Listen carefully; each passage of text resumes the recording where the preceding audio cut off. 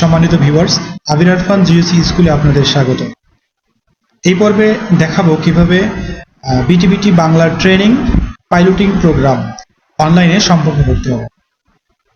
এর জন্য প্রথমে আপনারা আইপিএমএস-এ ঢুকবেন। আইপিএমএস লিখতেই চলে আসবে আইপিএমএস, ক্লিক দিবেন, চলে আসলো এই প্রাথমিক শিক্ষা অধিদপ্তর। এখানে লগ ইন করবেন, ইমেল বা মোবাইল নাম্বার দিবেন, পাসওয়ার্ড দিবেন, এভাবে সাইন ইন করে নেবেন। এরপর আইপিএমএস এই ড্যাশবোর্ডে যাবেন। ড্যাশবোর্ডে যাওয়ার পর দেখবেন আমার প্রশিক্ষণ সমূহ এখানে ক্লিক দিবেন। এখানে ক্লিক দিলে এই যে দেখেন লেখা আছে সবার জন্য উন্মুক্ত BTPT Bangla training piloting program, BTBT Bangla বিশেষ প্রশিক্ষণ পাইলটিং কার্যক্রম ম্যানেজ, এখানে ক্লিক করবেন। রেজিস্ট্রেশন করুন, এখানে ক্লিক দিবেন। এখানে রেজিস্ট্রেশন করুন, ক্লিক দিবেন, নিশ্চিত করুন।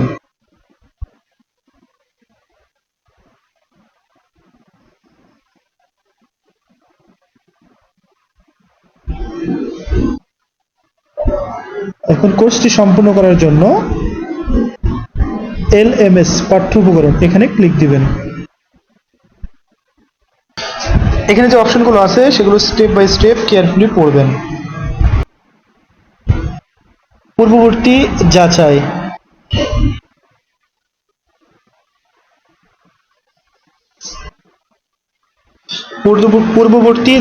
এর জন্য পূর্ববর্তী যাচাইয়ের উপর ক্লিক দিবেন। এরপর অ্যাটেম্পট কুইজ এখানে ক্লিক দিবেন। Time limit start. পূর্ববর্তী যাচাই, এর মাধ্যমে পূর্ব জ্ঞান যাচাই করা হবে। এখানে বিভিন্ন কোশ্চেন আসবে, সেগুলো পড়ে পড়ে উত্তর দেওয়ার চেষ্টা করবেন। এখানে পড়ার 5টি উপাদানের যথার্থতা নির্ধারণ করেছেন। কে নির্ধারণ করেছেন এটা পড়ে দিবেন। টিক চিহ্ন দেওয়ার পর নেক্সট স্পেস এখানে ক্লিক করবেন। নেক্সট কোশ্চেন পড়ে বোঝার জন্য পড়ার কোন 3টি উপাদান কার্যকর।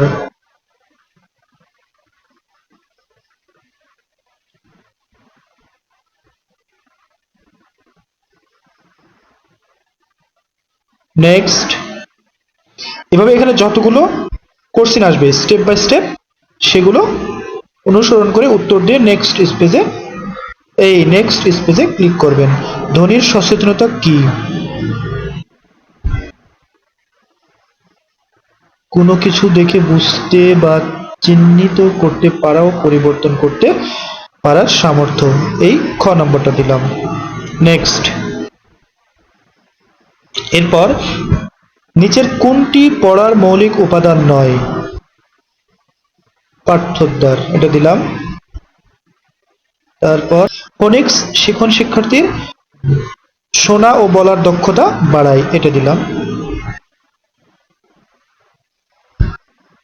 এখানে টাইম খেয়াল করবেন, টাইম আউট হয়ে গেলে আপনার কন্টিনিউ করতে পারবেন না। শিক্ষার্থীকে স্বাধীন পাঠক হিসেবে গড়ে উঠতে সহায়তা করে কোনটি? বাক্য অনুচ্ছেদ পড়া। শব্দ ভান্ডারে কোন কাজ করা হয়? সব কয়টি। ওকে, শব্দ ভান্ডার বৃদ্ধি প্রয়োজন কেন?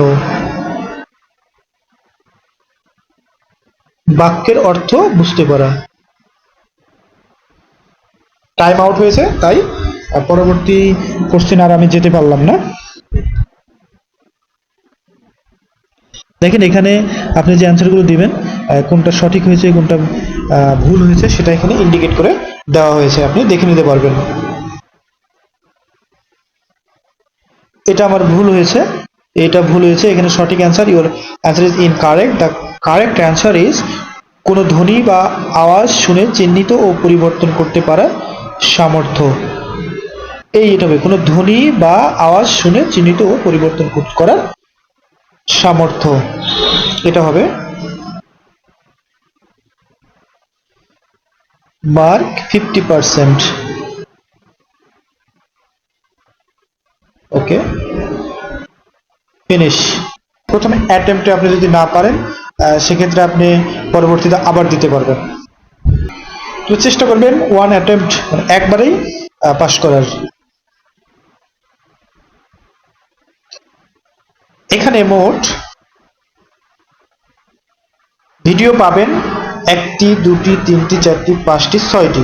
পড়ার 5টি মৌলিক উপাদান 1টি, ধ্বনি সচেতনতা কি এ বিষয়ে 1টি পাবেন, ফোনিক্স কি এ বিষয়ে 1টি, শব্দভান্ডার কি এ বিষয়ে 1টি, পঠন সাবলীলতা কি এ বিষয়ে 1টি এবং বোধগম্যতা কি এ বিষয়ে 1টি। মোট 1 2 3 4 5 6 6টি ভিডিও পাবেন। ভিডিওগুলো মনোযোগ সহকারে দেখবেন এবং শুনবেন, তাহলে পরবর্তী মূল্যায়নের যে কোশ্চেনগুলো হবে সেগুলো আপনারা ইজিলি অ্যান্সার করতে পারবেন এবং প্রথম অর্থাৎ ফার্স্ট অ্যাটেম্পটেই সাকসেসফুল হতে পারবেন। নেক্সট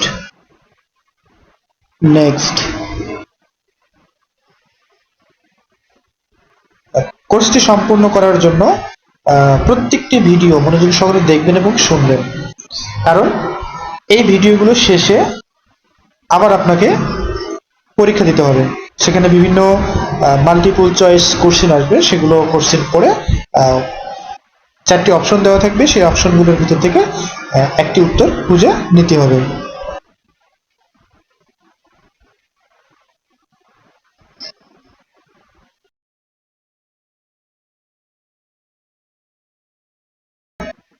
এভাবে আপনারা যতগুলো ভিডিও পাবেন প্রত্যেকটা ভিডিও মনোযোগ সহকারে দেখবেন এবং শুনবেন। আর ভিডিও শেষে পরবর্তী মূল্যায়ন, এই পরবর্তী মূল্যায়ন অর্থাৎ ভিডিও শেষে আবার একটি মূল্যায়ন নেওয়া হবে। আপনি ভিডিওতে যা কিছু দেখেছেন এবং শুনেছেন সেটার আলোকে এই মূল্যায়নটি করা হবে। সুতরাং এই মূল্যায়নটিতে ভালো করতে হলে ভিডিওগুলোকে আপনাকে সচেতনভাবে দেখতে হবে। চলেন যাই, পরীক্ষাটা দিই।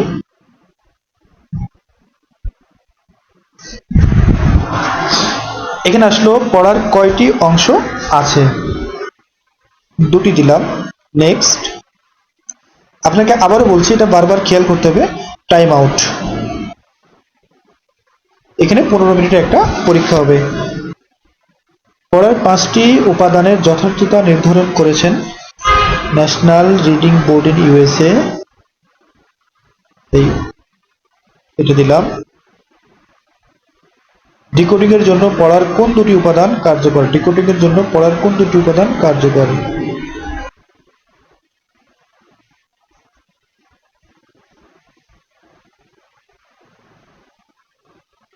ধ্বনি সচেতনতা ও ফোনিক্স। পড়ে বোঝার জন্য পড়ার কোন 3টি উপাদান কার্যকর?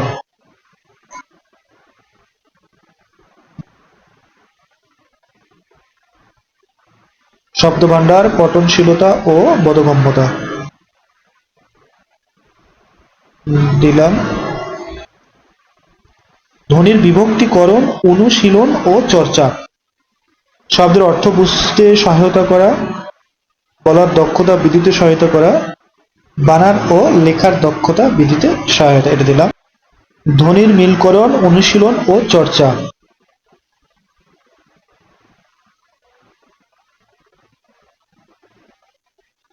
বর্ণ চিনার, এটা দিলাম। শুনি ও লিখি কাজের মাধ্যমে, শুনি ও লিখি কাজের মাধ্যমে কি হয়? শোনা ও লেখার দক্ষতা বাড়ে, এটা দিলাম। শব্দভান্ডার কাজটি কখন করতে হয়? পড়ার আগে, এটা দিলাম। শব্দভান্ডার শেখানোর জন্য কোন শব্দ বেছে নিতে হবে যে শব্দ অনুচ্ছেদ বা গল্পে বুঝতে সহায়তা করবে, এটা দিলাম। শব্দভান্ডার বৃদ্ধির প্রয়োজন কেন? পাঠের অন্তর্গত বাক্যের অর্থ বুঝতে পারার জন্য। বোধগম্যতা শব্দভান্ডার নির্ভর উক্তিটি সত্য না মিথ্যা? সত্য, এটা দেব। ডিকোডিং মানে হলো শব্দের অর্থ বুঝতে পারা, এটা মিথ্যা, এটা দিলাম। দ্বিতীয় ধাপে প্রশ্নের উত্তর কে খুঁজে বের করে, এটা শিক্ষক ও শিক্ষার্থী, শিক্ষক ও শিক্ষার্থী একসাথে, এটা দিলাম। পূর্ব অনুমান যাচাই এর জন্য নিচের কোনটি যথাযথ পদ্ধতি? ছবি প্রদর্শন, ছবি প্রদর্শন এটা দিলাম, ছবি প্রদর্শন এটা দিলাম, ছবি প্রদর্শন এটা দিলাম। ফোনিক্সের কাজকে কয়টি ভাগে ভাগ করা হয়েছে? 7টি, এটা দিলাম।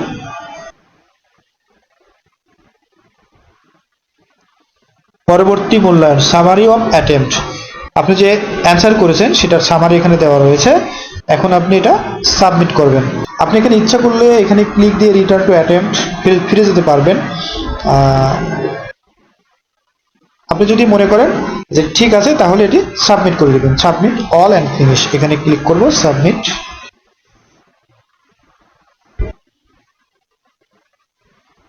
এখানে 15টা কোশ্চেন ছিল, যার মধ্যে 13টি হয়েছে। নাম্বার এসেছে 86.67%। ওকে, এটি কোন দুটি, অর্থাৎ 15টির মধ্যে 13টি হয়েছে, এখানে কোন দুটি ভুল হয়েছে সেটা দেখে নিব। একটা হচ্ছে ধ্বনির মিলকরণ অনুশীলনের চর্চা, এটা হবে শিশু শব্দ তৈরির দক্ষতা বাড়ায়, রাইট অ্যান্সার। এরপর আরেকটি ভুল হয়েছে, সেটা হচ্ছে শব্দভাণ্ডার বৃদ্ধির প্রয়োজন কেন, এটার কারেক্ট অ্যান্সার হবে ডিকোডেবল টেক্সট পড়তে পারার জন্য। ফিনিশ। এখানে দেখেন অ্যাটেম্পট, কয়বার অ্যাটেম্পট করেছি? একবার। এবং কত মার্ক পেয়েছি সেটা দেখানো রয়েছে, আপনি ইচ্ছা করলে রিভিউ করতে পারবেন। এটা হয়ে গেলে এখন আপনি পূর্বে চলে যাবেন। এই যে গো টু আইপিএমএস, এখানে ক্লিক করবেন। এই গো টু আইপিএমএস, এখানে চলে আসলেন। এখানে আসার পর আবার সাইন ইন করে নেবেন। এই সাইন ইন করার পর আবার ড্যাশবোর্ডে যাবেন, ড্যাশবোর্ডে দেখবেন, আবারও ড্যাশবোর্ডে যাবেন। এই ড্যাশবোর্ডে গিয়ে আমার প্রশিক্ষণ সমূহ, এখানে আবার ক্লিক করবেন।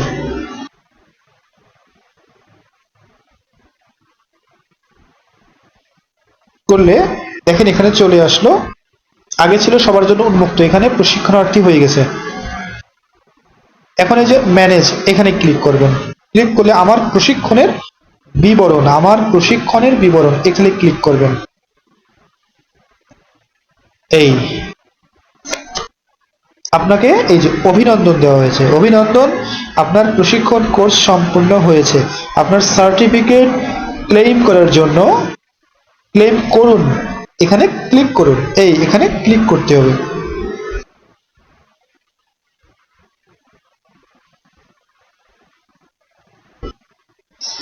এই যে এখন ডাউনলোড অপশন চলে এসেছে। এই যে আপনার সার্টিফিকেট, এটি আপনার সার্টিফিকেট, সার্টিফিকেটটা আপনি ডাউনলোড করে ফেলেছেন। এখন এটি যত্ন সহকারে আপনি রেখে দিবেন। এই সার্টিফিকেটটি ডাউনলোড হয়ে গেল।